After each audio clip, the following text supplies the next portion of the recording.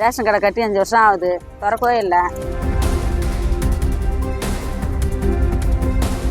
இது மக்கள் வந்து இன்னும் கூட வந்து ஒரு 1 கிலோமீட்டர் 1.5 கிலோமீட்டர் தாண்டி தான் போயிட்டு அரிசிலாம் வாங்கிட்டு வராங்க. இது எதுக்கு கட்டினாங்கிறதே எங்களுக்கு புரியல. இங்கே பார்த்தீங்கன்னா இந்த ரேஷன் கடை வந்து ஒரு 5 இயர்ஸ்க்கு முன்னாடி கட்டினாங்க. கட்டிட்டு அதை வந்து ஒரு 3 கிராமத்துக்கு மட்டும்னு சொல்லி சொன்னாங்க. அம்பேத்கர் நகர், தர்காசு, எம்ஜிஆர் அம்பேத்கர் நகர், அருந்ததிபாளையம்ட்டு. ஆனால் இது வரைக்கும் இதை எந்த ஆக்ஷனும் எடுக்கல, எதுவும் ஓப்பனும் பண்ணலை. இது அப்படியே கட்டினபடியே இருக்குது.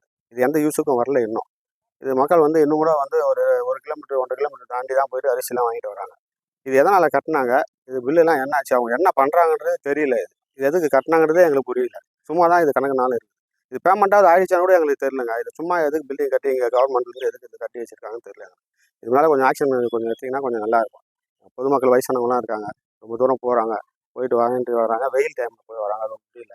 கொஞ்சம் இதை ஓப்பன் பண்ணி கொடுத்தாக்கா இது மேலே ஆக்ஷன் எடுத்திங்கன்னா கொஞ்சம் நல்லதாக இருக்கும். என் பேர் யசோதா, நான் கப்பாங்குண்டில் பேசுகிறேன். ரேஷன் கடை கட்டி 5 வருஷம் ஆகுது, திறக்கவே இல்லை.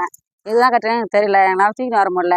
வண்டி இருக்கும், வண்டியில் எடுத்துன்னு வராங்க. வண்டியில் தான் நாங்கள் என்ன பண்ணுறது, வயசானவங்க நடக்க முடியாமல் இருக்கிறோம். கட்டி இன்னும் பயன்படுத்தவே இல்லை அந்த கடையை. எது கட்டினாங்க எனக்கு தெரில. எந்தெந்த பகுதி கட்டியிருக்காங்க? கப்பாங்கோட்டு, தர்காசு, அருந்ததிபாளையம், அம்பேத்கர் நகரம், இத்தனை ஊரும் இப்போ வாங்கினாங்க. ஆனால் எங்களால் முடியல. என்ன பண்ணுறது, இதுக்கு எது கட்டினாங்க, எங்களுக்கு பேர் கட்டி கொடுத்தாங்களா? கட்டினாங்க, அப்படியே வச்சுன்னுக்குறாங்க திறக்காம. நாங்கள் என்ன பண்ணுறது சார்? அது கொஞ்சம் நடவடிக்கை எடுங்க.